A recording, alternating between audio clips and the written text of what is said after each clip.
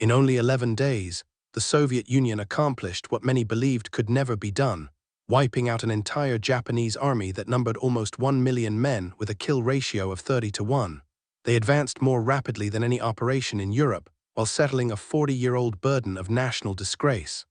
This was Operation August Storm, and it reshaped the outcome of the Second World War in ways that still challenge understanding. The story does not begin in 1945, but 4 decades earlier with a wound so deep it survived changes in governments and revolutions. It was an insult that lingered in the Russian mind, waiting for the moment it could finally be erased. And when that moment arrived, the Soviets released a kind of warfare so overwhelming that a full army simply vanished from existence. Every nation carries its humiliations, but few ever get the chance to undo them so entirely. For Russia, that moment of disgrace came in 1905, and it cut deeper than any earlier or later military defeat. The Russo-Japanese War began on the night of February 8, 1904, when Japanese destroyers launched a sudden strike on Port Arthur. What followed was a series of calamities that rattled the Russian Empire to its foundations. At the Battle of Mukden in February and March 1905, more than 300,000 Russian soldiers clashed with the Japanese in what became the largest land battle the world had witnessed up to that time.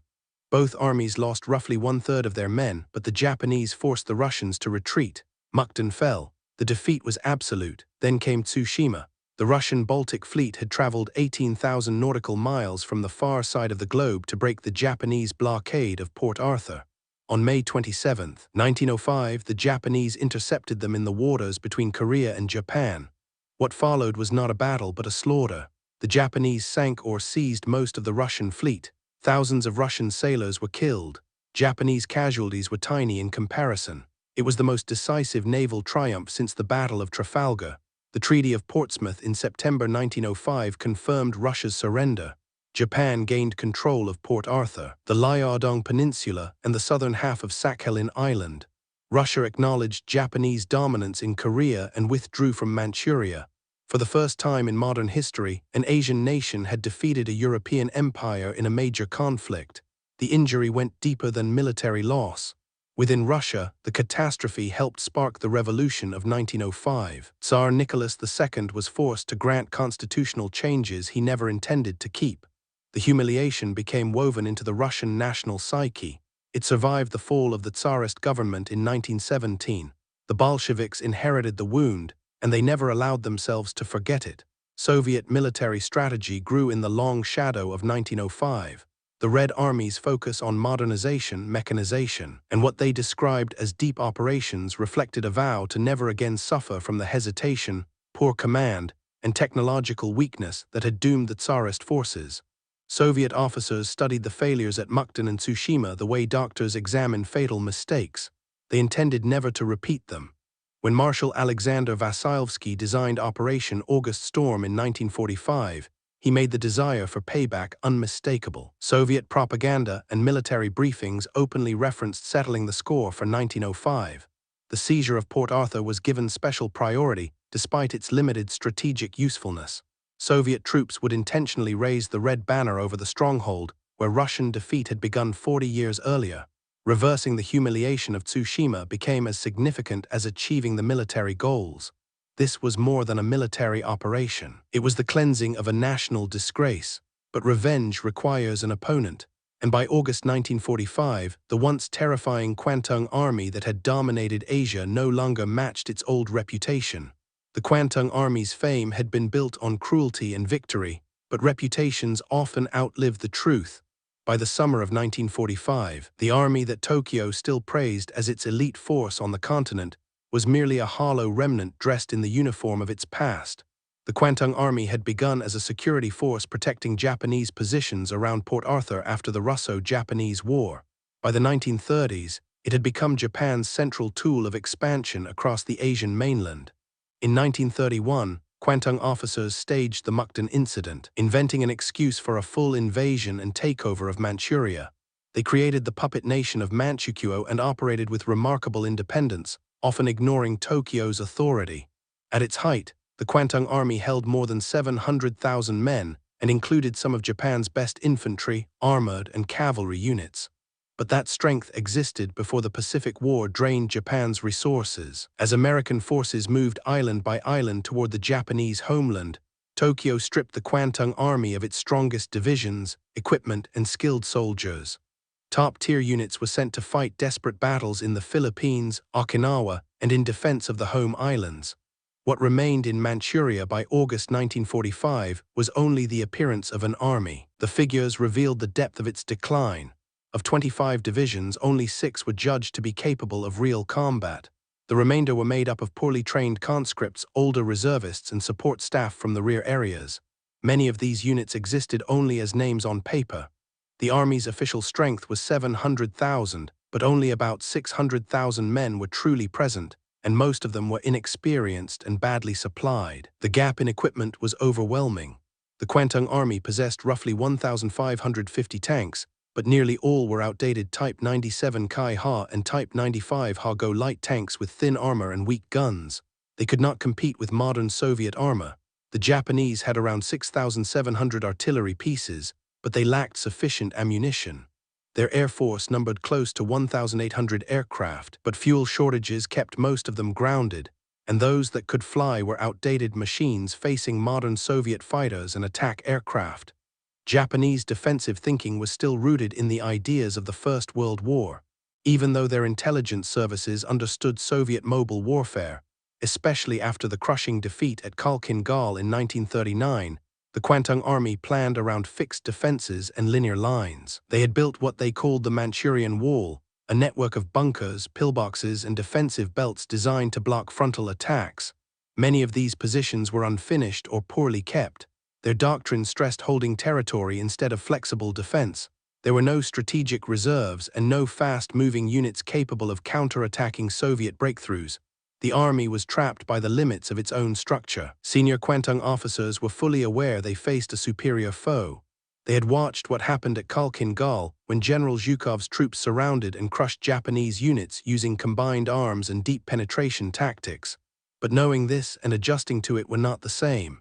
The Kwantung Army did not have the tanks, vehicles, fuel, or preparation needed to fight a mobile defense. They had no choice but to prepare for a conflict they understood they could not win using methods they already knew were outdated. Morale was delicate. The soldiers knew Japan was losing the war. Cities were being destroyed by American bombers. The Navy was gone. Defeat was approaching. Yet they were ordered to defend an enormous frontier against an enemy whose real strength they could only imagine. Training was insufficient. Many conscripts had received only a few weeks of instruction before being assigned to isolated border positions. Officers who had survived campaigns in China or the Pacific were uncommon. Most leaders were garrison officers with no experience in modern warfare. Against this ghost of an army, the Soviets were about to release a type of combat the Japanese had never encountered and could never prepare for. 4 years of brutal conflict with the Germans had taught the Soviets how to wage modern war. Now the Japanese would face the veterans of that school. Operation August Storm was the peak expression of Soviet operational theory, perfected through the suffering of the Eastern Front. Marshal Alexander Vasilevsky directed the entire effort, coordinating 3 enormous fronts in a single plan designed to destroy Japanese forces with simultaneous attacks from multiple directions, deep penetration into their rear areas, and relentless operational speed. The Soviet force was overwhelming. The Transbaikal Front under General Rodion Malinovsky deployed about 416,000 troops, 1,500 tanks and self-propelled guns, more than 5,250 artillery pieces and mortars, and 4,400 aircraft. The First Far Eastern Front under General Kirill Meretskov fielded roughly 586,000 troops, 1,550 tanks, 7,400 artillery pieces, and 1,360 aircraft. The Second Far Eastern Front under General Maxim Perkayev added another 337,000 troops, 600 tanks, 4,200 artillery pieces, and 1,000 aircraft. Altogether, the Soviets assembled about 1,660,000 soldiers, between 3,000 and 5,500 tanks and self-propelled guns depending on classification, nearly 17,000 artillery pieces and mortars, and around 3,700 aircraft. The imbalance was devastating. Soviet armored forces outnumbered Japanese tanks by at least 4 to 1, And the difference in quality was even greater. Soviet T-34-85 medium tanks is two heavy tanks, and Su-76 and Isu-152 self-propelled guns were battle-proven machines that had crushed the German army. Japanese Type 97 and Type 95 tanks were thinly armored death traps with guns that could barely damage Soviet vehicles. In several areas, Soviet artillery held a 4-to-1 advantage. Soviet air power was uncontested. The roughly 3,700 modern Yak-9 fighters, LA-5 and LA-7 fighters, and IL-2 SH Sturmovik ground attack aircraft faced about 1,800 outdated Japanese planes, most of which were unable to fly because of fuel shortages. But numbers by themselves do not explain the outcome. The Soviets had perfected a doctrine called deep operations, or glubokaya operatsiya, which turned numerical superiority into total operational destruction. The idea behind the doctrine was simple but overwhelmingly effective. Rather than striking along a single path and grinding through defensive layers one at a time, Soviet forces would attack at the same moment along several directions, driving deep into the enemy's rear zones. Operational maneuver groups, which were fast-moving formations of tanks and mechanized infantry, would exploit openings and push hundreds of kilometers past the front. They would avoid strong defensive positions instead of wearing them down, leaving isolated pockets of resistance to be eliminated later by following troops. The purpose was not to force the enemy backward, but to surround and destroy entire formations, breaking their leadership and preventing any organized reaction. The Transbaikal Front carried out the deepest and boldest advance. Malinovsky's troops confronted what the Japanese believed was an uncrossable natural wall, the Greater Khingan Mountain Range. The mountains were harsh, dry, and cut by only a few rough roads. Japanese planners were convinced no modern mechanized army could cross them quickly. They were fatally mistaken. Soviet engineers and tank crews had prepared in extraordinary detail. When the attack began on August 9, 1945, Soviet tank formations surged into the mountains and emerged on the far side with astonishing speed. One tank crew member later described the unreal experience.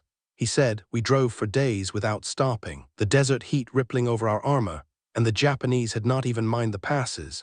In some areas, Soviet units traveled up to 150 kilometers in a single day. The movement through terrain the Japanese believed would take weeks happened in only a few days. By the time Japanese leaders realized the Soviets had crossed the mountains, Soviet spearheads were already capturing major towns and rail hubs deep inside Manchuria. The coordination among the three Soviet fronts was unlike anything seen before. All three fronts struck on August 9th, creating impossible choices for Japanese decision-makers. Defending everywhere meant being too weak anywhere. Concentrating forces against one Soviet drive meant being trapped by the others. Japanese defensive doctrine, built around fixed lines and frontal resistance, had no answer for simultaneous breakthroughs on several directions. Soviet tank officers who had battled their way through Poland, Ukraine, and Germany expressed amazement at how easily Japanese positions collapsed. Major General Vasily Ryazanov of the 5th Guards Tank Army observed that Japanese lines dissolved before their tanks, unlike the stubborn German defense.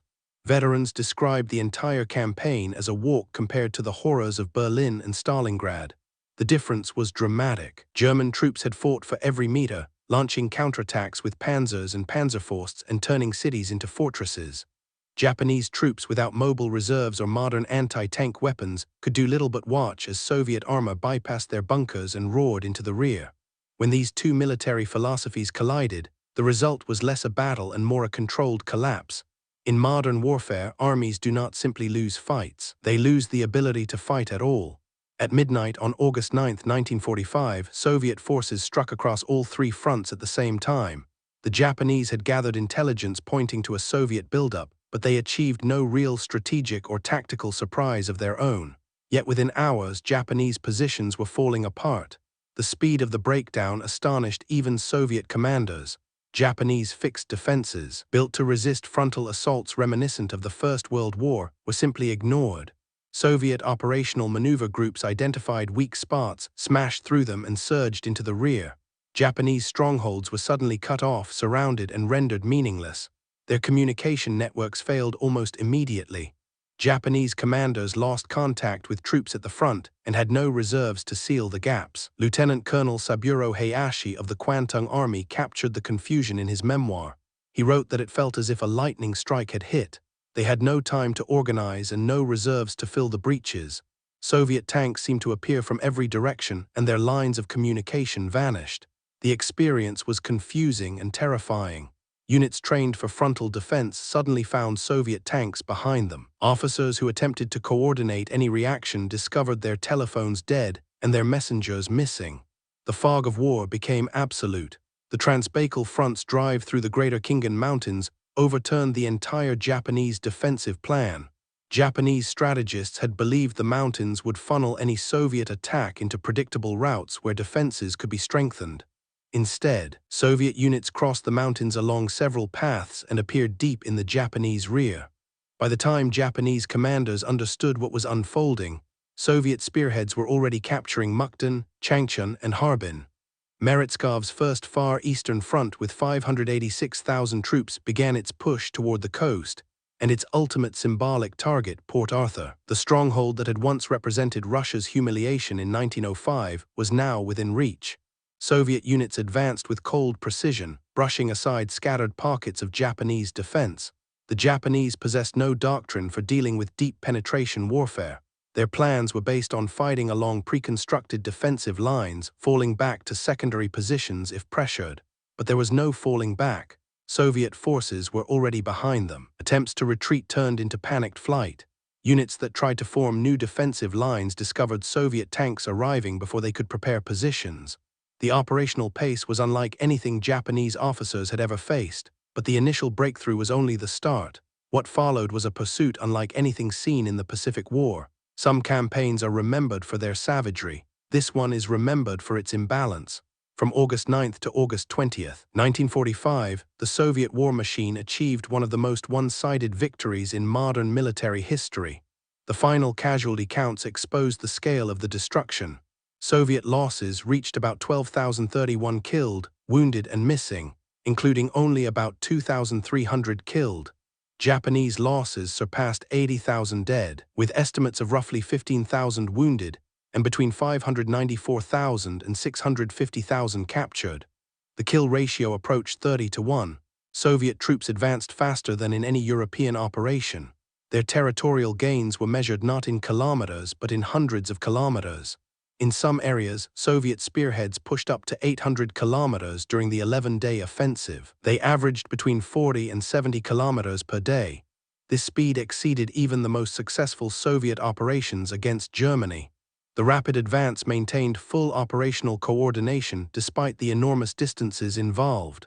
Soviet logistics, perfected through years of fighting across entire continents, kept fuel, ammunition, and supplies flowing to forward units. Tank formations that traveled 150 kilometers in a single day still arrived with fuel and ammunition to continue the fight.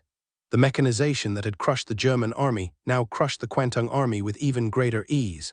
Soviet tank officers remarked on the dramatic difference from their European battles.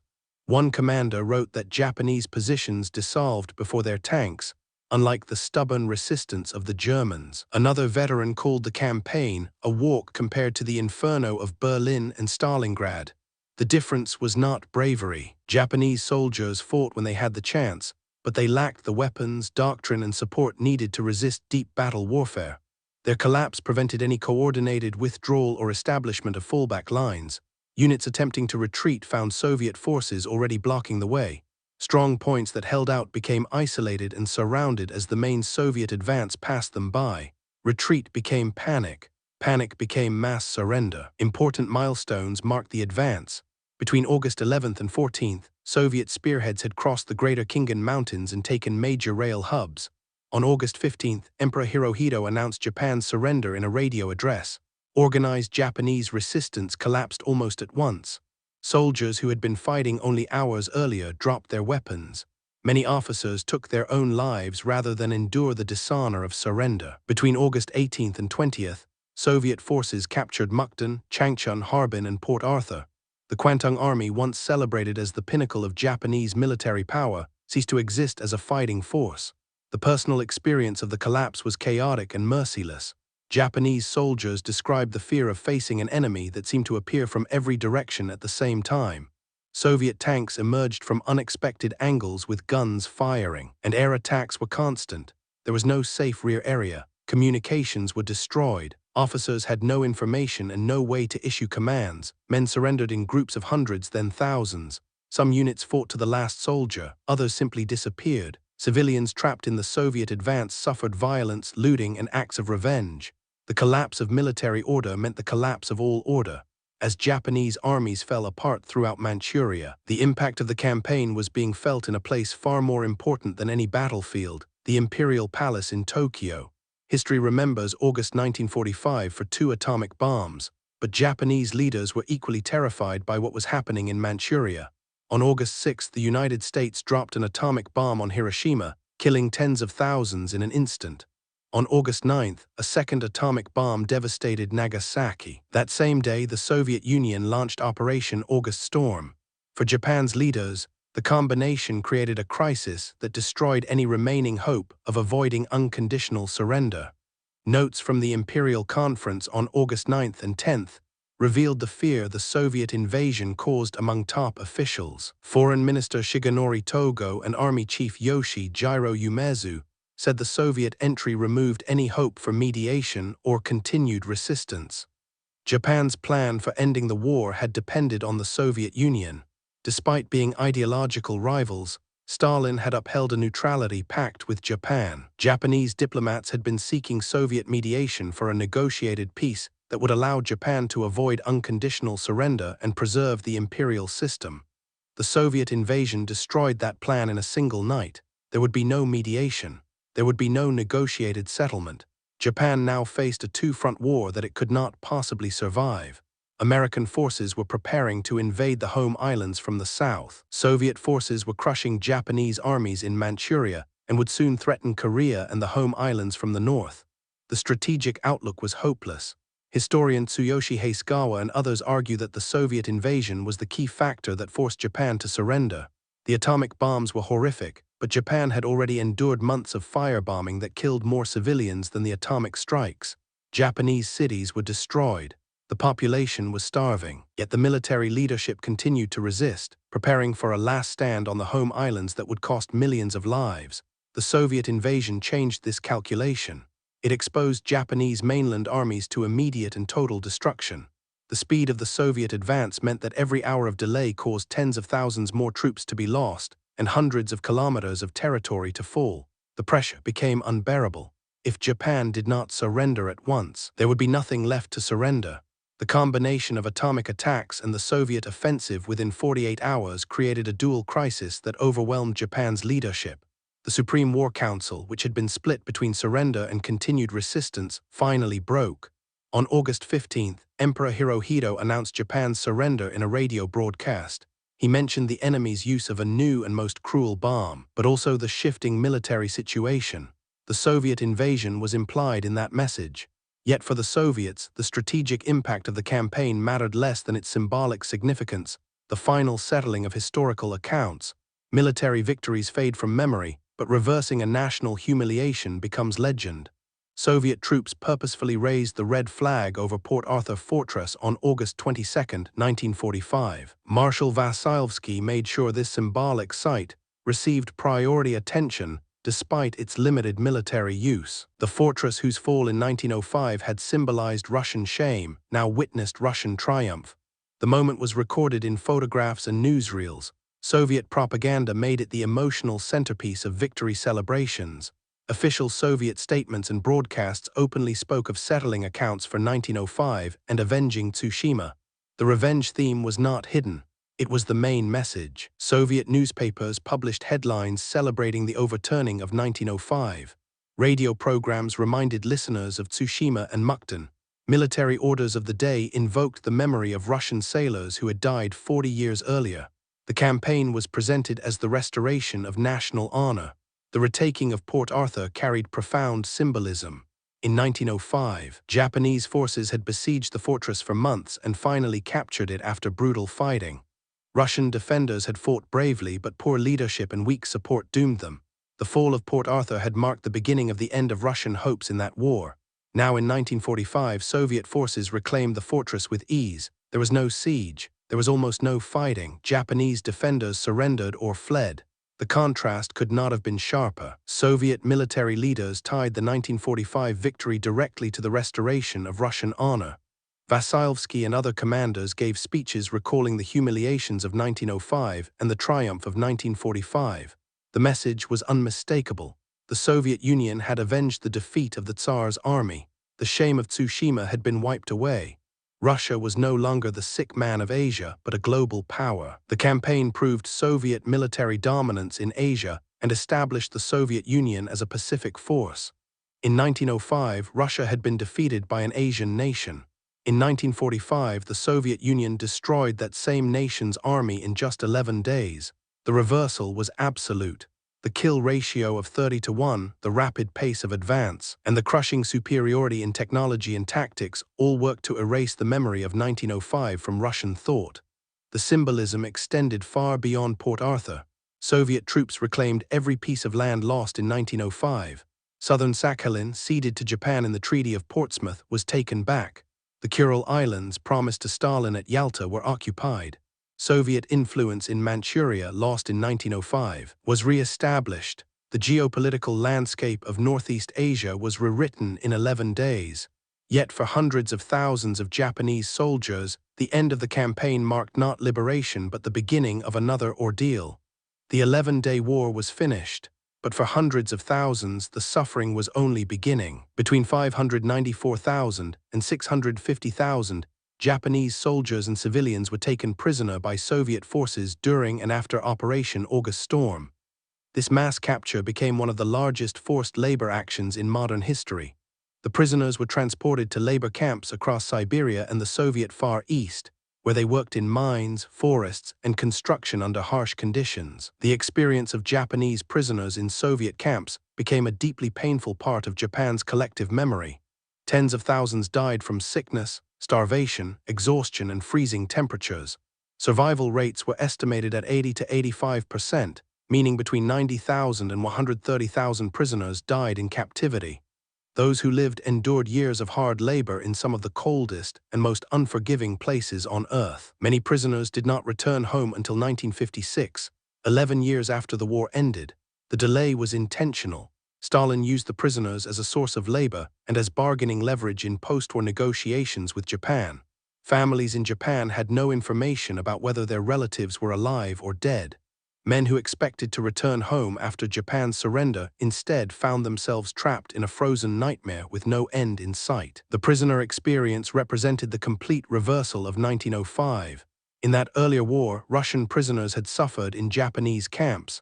Now Japanese soldiers experienced the same pain in Soviet hands. The cycle of revenge was completed, but the human cost extended well beyond the battlefield. The mass captivity also served Soviet strategic objectives. The labor taken from Japanese prisoners supported Soviet rebuilding efforts after the destruction of the Second World War. Prisoners built infrastructure, mined coal and minerals, and harvested timber in regions with few Soviet workers. The economic benefit of forced labor was significant. For Japan, the prisoner issue poisoned relations with the Soviet Union for decades. The slow return of prisoners, the absence of information, and the deaths in captivity caused lasting resentment. Even today, the fate of Japanese prisoners in Siberia remains a sensitive subject in Japanese memory. Operation August Storm therefore became a campaign with multiple meanings. It was a military breakthrough, a historical payback, a strategic earthquake, and a human catastrophe, all compressed into 11 days that reshaped the Second World War and settled a 40-year-old debt. Operation August Storm answered the historical question completely. It was at once the Soviet Union's deliberate revenge for the humiliation of 1905 and a devastating demonstration that modern deep battle doctrine could erase an army still fighting the previous war. In 11 days, the Soviets achieved a kill ratio of 30-1. They advanced faster than in any campaign in Europe, covering up to 800 kilometers and averaging 40 to 70 kilometers per day. They fielded 1,660,000 troops, 5,500 tanks, and 3,700 aircraft against a weakened Japanese force that existed more on paper than in practice. The outcome was not truly a battle, but a controlled collapse. The campaign may have been as decisive as the atomic bombs in forcing Japan's surrender. Japanese Imperial Conference notes show that senior leaders said the Soviet attack shattered their last hope for a mediated peace. The combination of atomic strikes and Soviet invasion within 48 hours created a crisis that broke the leadership deadlock in Tokyo and pushed Emperor Hirohito to announce surrender on August 15. The revenge message was open and intentional. Soviet commanders and propaganda spoke directly of settling accounts for 1905. The red flag raised over Port Arthur Fortress symbolized the undoing of Tsushima. Every piece of land lost in 1905 was taken back. The humiliation was erased through overwhelming military strength, but the campaign also revealed a deeper truth about modern war. The difference between doctrines matters more than the difference between courage. Japanese soldiers fought when they were able, but they were locked inside First World War defensive ideas. Facing an opponent that had mastered the operational art of the Second World War, the Japanese found themselves overwhelmed. Static defenses were simply avoided. Linear thinking collapsed under the weight of simultaneous attacks from multiple directions. Bravery could not make up for outdated equipment, insufficient training, and a doctrine built for a war that no longer existed. The Soviet deep battle methods used in Manchuria were the final expression of 4 years of harsh lessons on the Eastern Front. Operational maneuver groups pushed hundreds of kilometers forward, avoiding strongholds and surrounding entire forces. The relentless speed of operations prevented any organized reaction. The coordination of 3 fronts attacking at the same moment created hopeless choices for Japanese leaders. The outcome was a kind of warfare that made older defensive ideas useless. The human cost stretched far beyond the fighting itself. The mass imprisonment of up to 650,000 Japanese soldiers and civilians, and their transport to Siberian labor camps created a humanitarian crisis that lasted for more than a decade. Tens of thousands died in captivity. Those who survived carried the scars for the rest of their lives. The prisoner experience became a bitter final chapter to the military disaster. The legacy of Operation August Storm is complicated. It proved Soviet military strength and confirmed the Soviet Union as a dominant Pacific power. It may have played a decisive role in ending the Second World War. It settled a 40-year-old burden of national disgrace, but it also exposed the severe logic of modern warfare.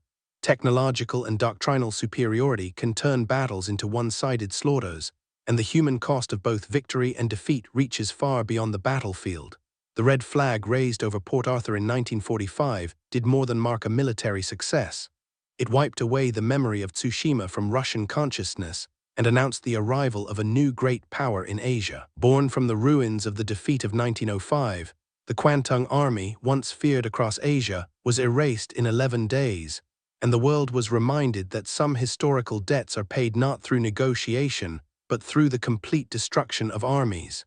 If you found this story compelling, make sure to subscribe for more.